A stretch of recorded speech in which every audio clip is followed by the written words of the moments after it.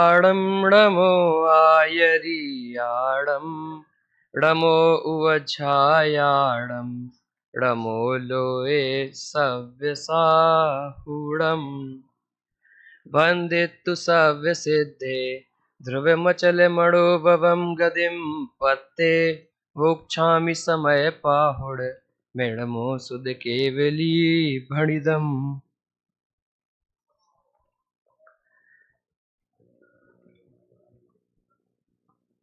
पांचवी गाथा तक विषय पूर्ण हो चुका है और अब छठवीं गाथा का भी सामान्य अर्थ तो एक बार भाई आकाश द्वारा हो चुका है। अब टीका जो आचार्य अमृतचंद्र देव ने लिखी है वहां से बात प्रारंभ होनी है। तो एक बात थोड़ी सी बता देते हैं कि इतना हो गया है कि आचार्य कुंद देव ने यहां से समय सार लिखना प्रारंभ कर दिया है। प्रारंभ कर दिया ऐसे अर्थ कितना है कि जितनी भूमिका बनानी थी और जितनी उनको जिज्ञासा जगानी थी वो कार्य कर चुके हैं और अब यहां से वो एक लक्ष्य देंगे कि हमें प्राप्त करना क्या है। लक्ष्य देंगे से मतलब क्या है कि हमें कोई भी कार्य प्रारंभ करना है तो भाई एक उद्देश्य लेके चलना पड़ता है। जब तक उद्देश्य नहीं होगा तो हम यहां वहां भटकते फिरेंगे। उसी प्रकार आचार्य कुंद देव ने लक्ष्य दिया हमें सबसे पहले क्या भाई जो ज्ञायक भाव है वो लक्ष्य दिया जिसको हम शुद्धात्मा बोलते हैं और जितने भी विशेषण है वो सारे। इसमें होता क्या है कि भाई सबसे पहले जैसे हम लक्ष्य ग्रहण करेंगे तो लक्ष्य हमें क्या चाहिए भाई अच्छा चाहिए। जैसे आप कोई भी वस्तु लेने जाते हैं तो एक उत्कृष्ट पदार्थ उसमें ढूंढते हैं। कोई भी वस्तु लेंगे तो उसमें क्वालिटी कैसी चूज करेंगे भाई उत्कृष्ट चूज करेंगे अच्छी चूज करेंगे ना। और जब अच्छी क्वालिटी ढूंढने जाएंगे तो हम पहले उस जानकार व्यक्ति से मिलेंगे जो उस वस्तु का जानकार हो। जैसे भाई आटा दाल चावल लेने कोई व्यक्ति जाता है तो या तो उसको पहले स्वयं से ज्ञान होता है कि भाई ये वस्तु अच्छी है या फिर ये गंदी है, या फिर उसको नहीं पता होता जैसे बच्चे को लेने भेजा। अब बच्चा क्या करेगा या तो वो 2-3 बार पहले वो वस्तु लेने जा चुका होगा तो वो चौथी बार में अच्छी लेके आएगा।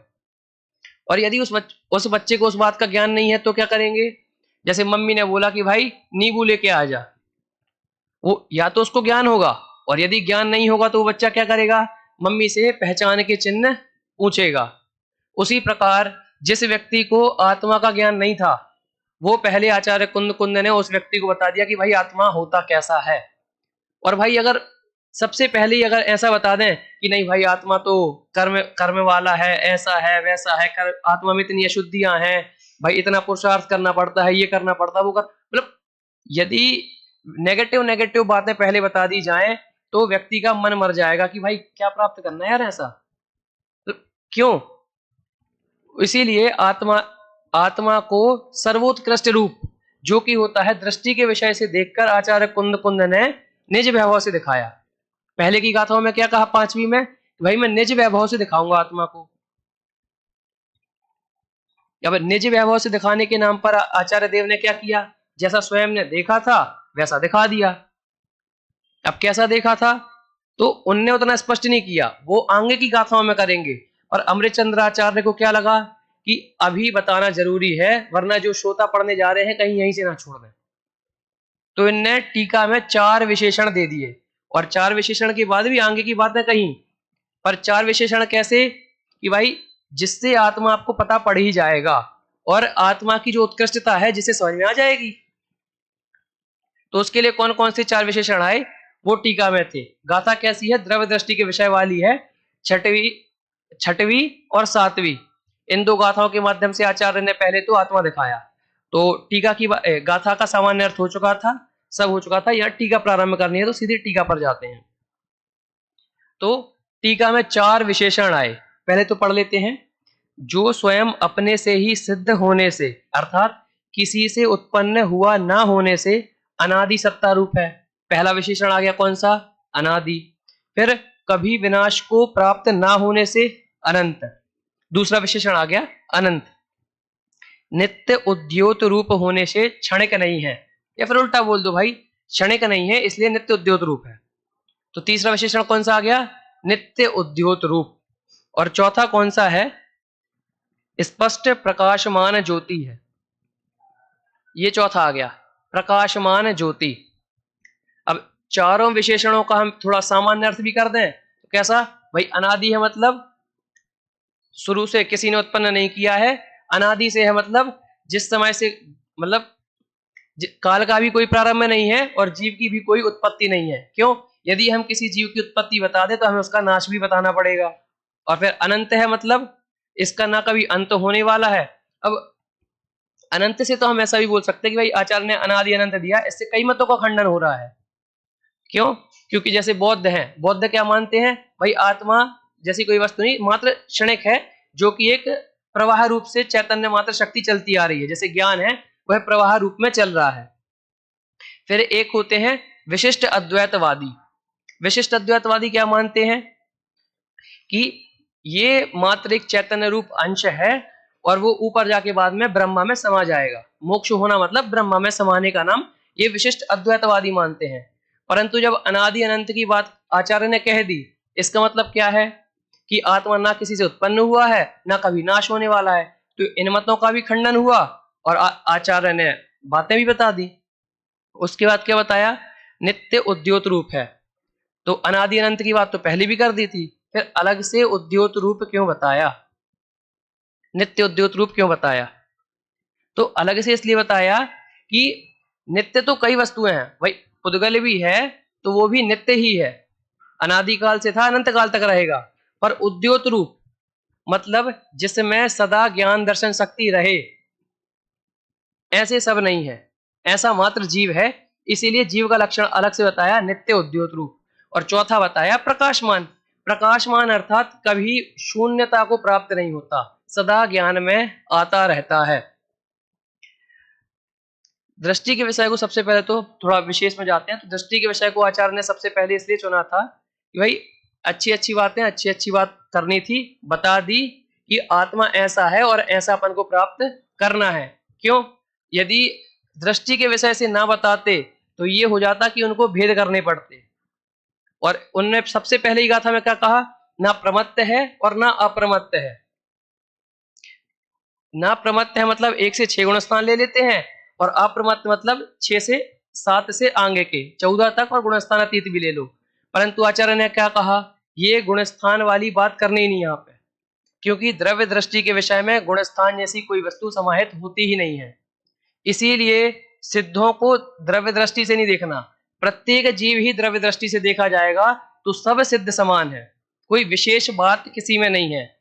मतलब द्रव्य दृष्टि से जो निगोद में जो जीव है और जिसने केवल ज्ञान प्राप्त कर लिया है, ऐसे सिद्ध और अरिहंत परमात्मा भी ले लो, वे सभी एक समान ही है, कोई विशेष किसी में नहीं है।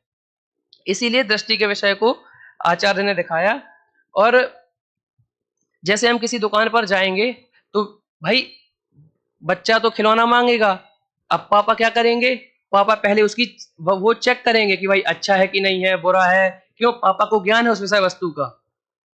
उसी प्रकार आचार्य ने वो सब क्वालिटी चेक करके हमें बता दिए, और उसके बाद वो आचार्य मतलब पिता उदाहरण में, और हम क्या हैं? हम वो बच्चे हैं जिसको तो बस जिद है कि भाई हमें कुछ अच्छा चाहिए। अच्छा चाहिए मतलब हमें तो कुछ भी अच्छा लग सकता है, क्यों? हमें तो ज्ञान नहीं, जो बाहर से दिख रहा है वो अच्छा लगेगा। आचार्य ने क्या किया? एक एक बात को परखा और उसके बाद बता दिया कि भाई ये आत्मा है और ये अच्छी चीज है, तुम इसको प्राप्त कर लो। क्यों? बच्चे को तो हर दूसरी दुकान पर जिद होती है कि मुझे ये खिलौना चाहिए, नहीं अब ये चाहिए, अब ये पदार्थ चाहिए। पर पापा का कर्तव्य क्या होता है? बच्चे को बताना कि ये अच्छा है, ये बुरा है। वैसे ही हम किसी विषय भोग में लग गए, हम कहीं पर लग गए, तो वो हमारी बच्चे के समान एक जिद है कि भाई हम ये करना चाहते हैं, हम ये भी करना चाहते हैं, हमें ये विषय भोग भी करने में, पैसे भी कमाने में, शादी करनी, सब करना। परंतु आचार्य ने क्या कहा? ये सब तो क्षणिक सुखाभास है, सुख भी नहीं, सुखाभास है। और उसके बाद उन्होंने क्या बताया? भाई ये सब तुमने छुड़वा दिए ना, प्राप्त क्या करना है? तो प्राप्त करना है उस आत्मा को जो कि कर्मोपाधि से भी रहित है। अब कर्मोपाधि से रहित मतलब ऐसा नहीं लेना है कि हम कहीं भी बैठ गए और लगने मतलब चालू कर दिया कि भाई मैं कर्मोपाधि से रहित हूं, ऐसा हूं, ऐसा हूं। इससे कुछ नहीं होने वाला। होगा उससे कि भाई ज्ञात है वह तो वही है, जो अंतिम पद है ना, ज्ञात है वह तो वही है, उससे जिज्ञासा भी बता दी कि भाई जिज्ञासा जगाओ तब जाके प्राप्त करने की इच्छा होगी, तब जाके वहां तक जाएंगे, ना बीच में रुकना है और ना पहले ही गलत रास्ते पर जाना है। तो इससे क्या बताया कि जैसा आत्मा है वैसा प्राप्त करते जाओ, प्राप्त करते जाओ से अर्थात मतलब क्या है, सम्यक दर्शन, सम्यक ज्ञान, सम्यक चाहते मार्ग हो गया। परंतु हमें ना बीच में रुकना है और बीच में द्रव्य दृष्टि के विषय में भेद की बात करेंगे तो भेद नहीं आते। सम्यक दर्शन अलग से बोलोगे तो वो द्रव्य दृष्टि के अपेक्षा छोटी बात हो जाएगी। जब हमने अखंड आत्मा दिखाया और उसके बाद आपने भेद कर दिए, तो ये विषयभूत द्रव्य दृष्टि के विषय में नहीं आता है और ना आचार्य ने इस बात को लिया है। हम तो टीका पर थे, टीका पर ही करते हैं क्योंकि गाथा की तो चर्चा पहले पूर्ण हो ही चुकी है। तो जो स्वयं अपने से ही सिद्ध है, किसी से उत्पन्न नहीं हुआ, अनादि सत्ता रूप है। किसी से उत्पन्न नहीं हुआ से मतलब पता है क्या है, सबसे पुरानी वस्तु जो है वो हमारे पास है। एक होता ना भाई, सबसे अनुभवी पुरुष कौन है इस कमरे में, उससे हम सलाह मांगेंगे। तो सबसे अनुभवी पुरुष हमारा आत्मा है, उससे सलाह लो, उसके पास जाओ, तब जाके ख्याल में आएगा कि सच्ची वस्तु क्या है और हमें किस ओर जाना है। ये है, और अपने से ही सिद्ध है, जो एक यहाँ पे इन्हें अलग से लिया ना, किसी से उत्पन्न ना हुआ होने से, अर्थात क्या है, अपने से, अपने से ही सिद्ध है। ये बात आई, मतलब किसी की आवश्यकता नहीं है, किसी के वैलिडेशन के, मतलब किसी से पूछने नहीं जाना है, क्योंकि जब तक हम बाहर पूछने जाएंगे तब तक हम खुद तक तो पहुंचेंगे नहीं, और खुद तक पहुंचेंगे नहीं तो सम्यक दर्शन भी नहीं होगा। जब तक बाहर घूमने का विचार रहेगा तब तक स्थिरता नहीं आएगी। जैसे कोई व्यक्ति बिल्कुल घूमे ही जा रहा है, घूमे ही जा रहा है पूरी दुनिया में, परंतु वो घर आ ही नहीं रहा है, तो उसको सुख शांति कभी नहीं मिलने वाली, वो मात्र सुखाभास रहेगा। क्यों? जब भी वो घर आएगा तो यही बोलेगा बहुत थक गए, और घर में शांति है।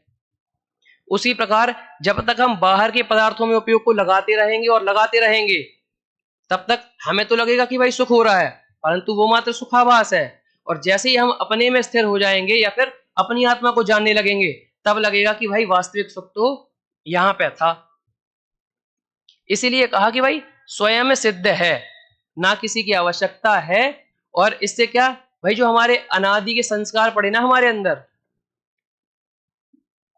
जब बच्चा पैदा होता है तो सबसे पहले वो अंगूठा चूसता है अपना, या फिर कुछ भी वस्तु मुंह में देता है, हाथ हाथ वगैरह, उंगली वगैरह मुंह में देता है, और उसमें अपन क्या बोलते हैं कि भाई अनादि के संस्कार हैं इसलिए वो ऐसा कार्य कर रहा है, उसने पूर्व भाव में सब यही काम किया था, तो अपन ने वो संस्कार बताए ना।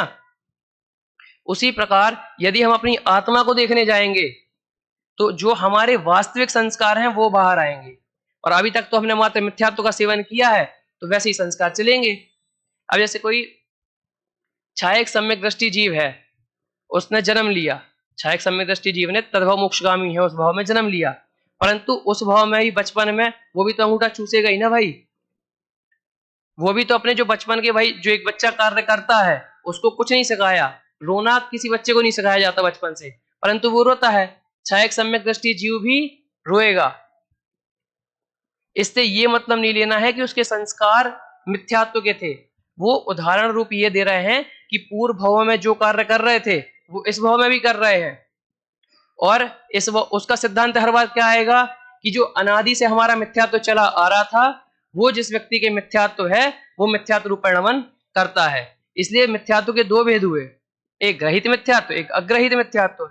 ग्रहित तो नए संस्कार हैं, परंतु जो अग्रहित मिथ्यात्व है वो अनादि के है।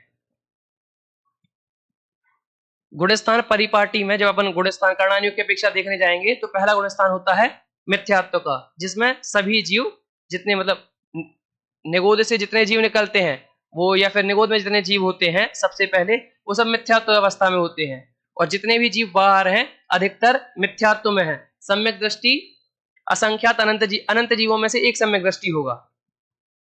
उसमें क्या है कि मिथ्यात्व के संस्कार सबके पास हैं, परंतु जो उन संस्कारों को नाश करता है उसको वो आत्मा दिखता है। और आत्मा कैसा दिखता है तो आचार्य देव ने इतना सारा बता दिया।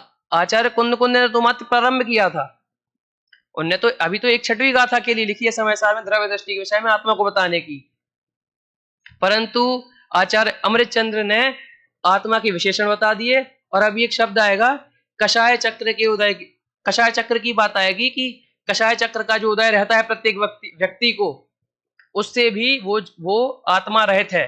कषाय चक्र भी क्या बताया, प्रत्येक जीव के मिथ्यात्व है, अनंत अनुबंधी कषाय है, तो प्रत्येक जीव के वो तो है, परंतु उन जीवों को भी सिद्ध समान अर्थात एक आइडल अवस्था जैसा एक आत्मा वास्तव में होता है, शक्ति रूप, ना कि व्यक्ति रूप। शक्ति और व्यक्ति रूप समझ में आ गया कि जैसे अभी आपके पास ज्ञान कितना है, तो 5 किताबों का ज्ञान है, 10 किताबों का ज्ञान है, परंतु आपके अंदर शक्ति कितनी है, योग्यता कितनी है, तो तीनों लोगों को जानने की योग्यता है। तो शक्ति रूप और व्यक्ति रूप, व्यक्ति कितनी है भाई, 5 किताबों की, 10 किताबों की, और 5 और पढ़ लोगे, जितना ज्ञान है वो हो गया व्यक्ति रूप, परंतु शक्ति रूप ज्ञान कितना है, वो केवल ज्ञान रूप है। एक निगोदिया के कितना ज्ञान प्रकट दिखता है, अक्षर के अनंत विभाग, असंख्यात विभाग, जितना भी ले लो, और एक केवल ज्ञानी के कितना प्रकट दिखता है, संपूर्ण दिखता है। दो अलग अलग व्यक्तियां हैं, ज्ञान की व्यक्ति हो रही है, दो अलग अलग जीवों के अलग अलग हो रही है, परंतु दोनों को समान देखना ये द्रव्य दृष्टि का विषय है। दोनों एक से ही है जीव, दोनों में कुछ अंतर नहीं है, ये हो गया द्रव्य दृष्टि का विषय। द्रव्य दृष्टि के विषय समय सार ग्रंथ ऐसा नहीं है कि आपको कुछ याद करने जाना है। समय सार आचार्य ने क्या लिखा था, मैं निज वैभव से अपनी आत्मा को दिखाऊंगा, और अपनी आत्मा को दिखाऊंगा से क्या मतलब है, जैसा मेरा आत्मा है वैसा ही आप सभी का, जितने सुन रहे हैं, जितने ग्रंथ पढ़ेंगे उन सबका है।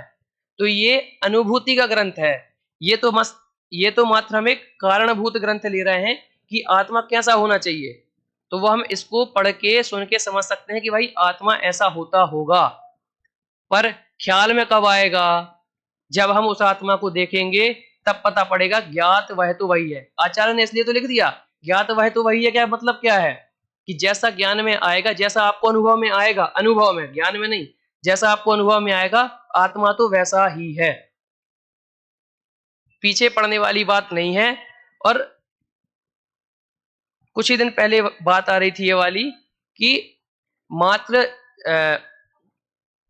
शिवभूति मुनियास थे, उनको जितना ज्ञान था वो भी सम्यक दर्शन के लिए पर्याप्त था, और किसी ने बिल्कुल 10 अंग, द्वादश अंग में से 10 अंग पढ़ लिए, 10 अंग उसको याद हैं, तो भी उसके वही काम आएगा। तो ज्ञान से सम्यक दर्शन और आत्मा पे नहीं जाना है। समय सार की बात कर रहे थे कि वो मात्र अनुभूति रूप ही जाएगा।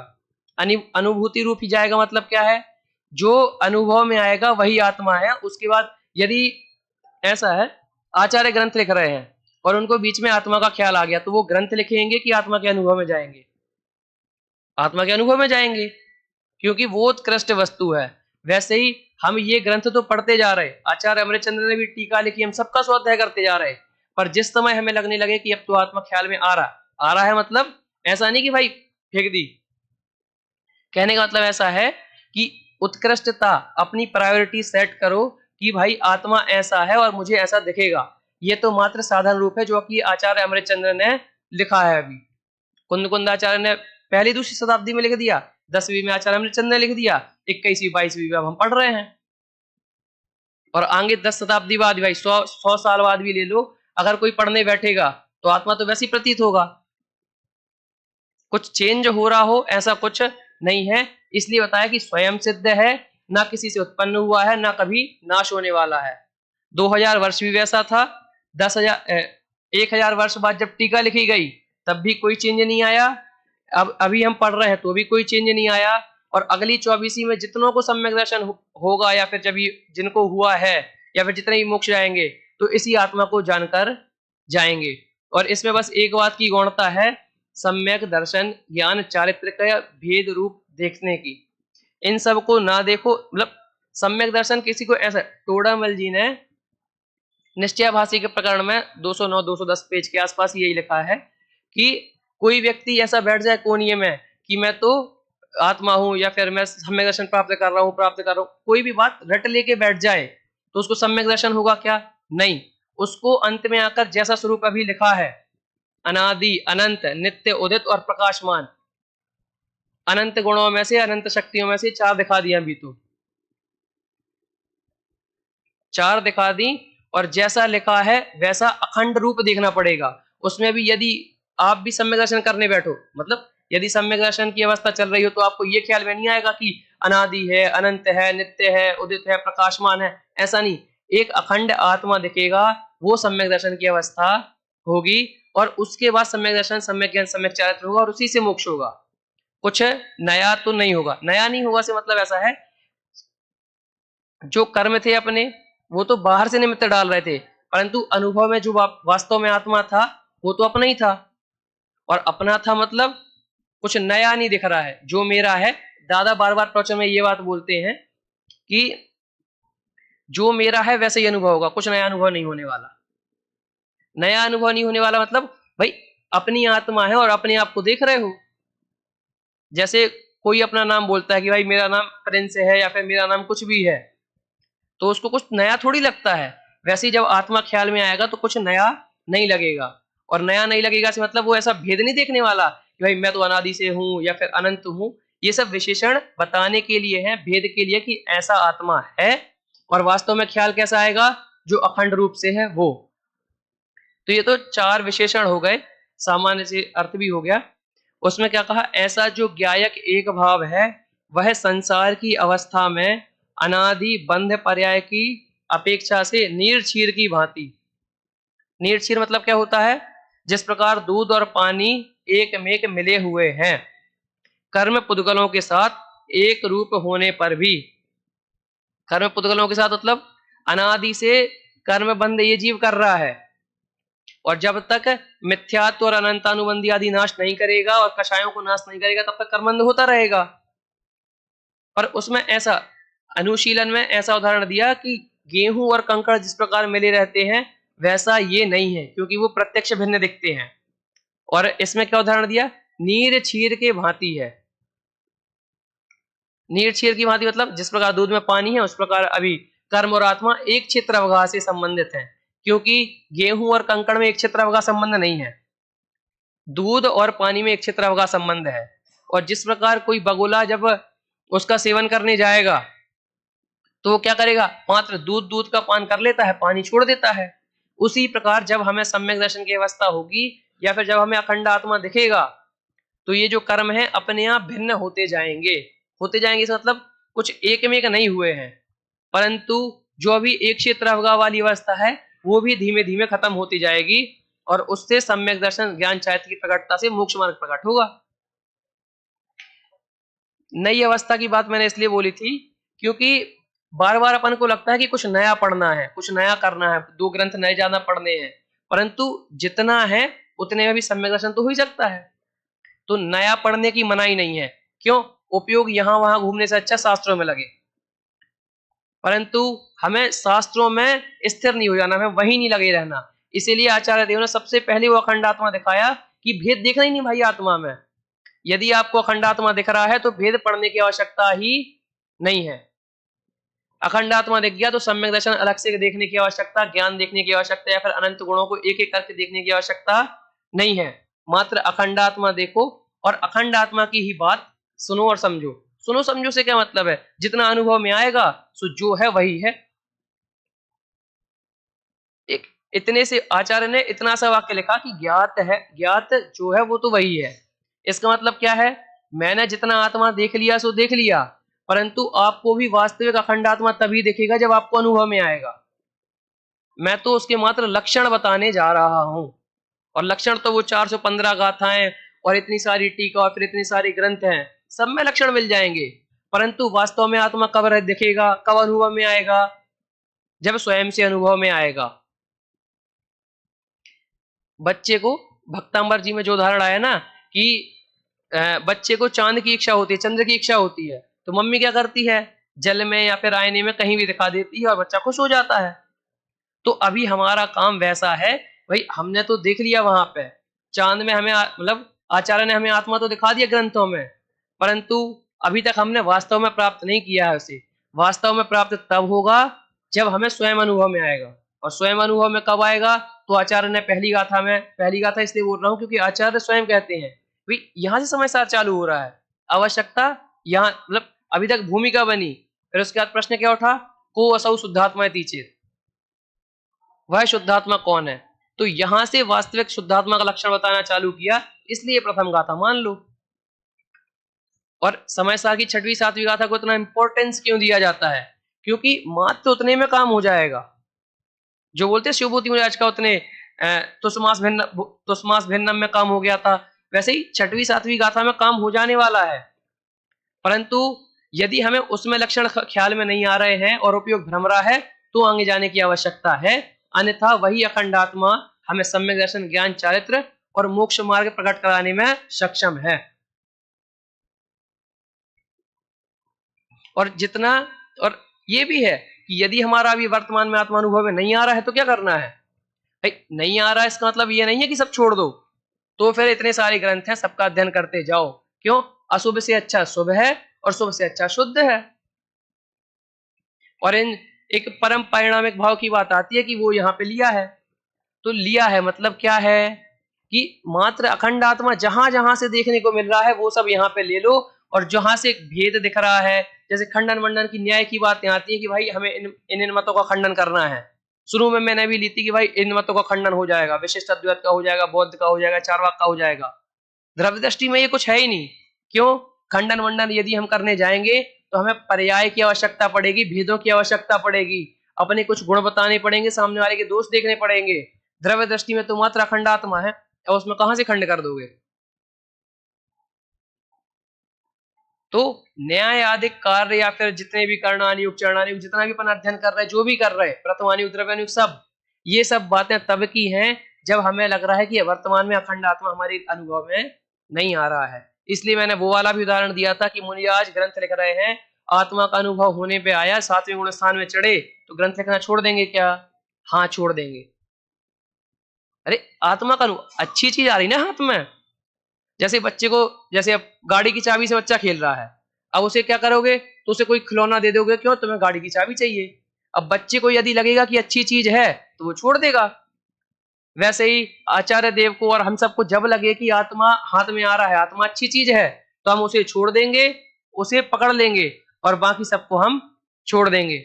और उसी प्रकार हम सभी आत्मा को देखें। और थोड़ी बहुत टीका की चर्चा है वो हम कल कर लेंगे।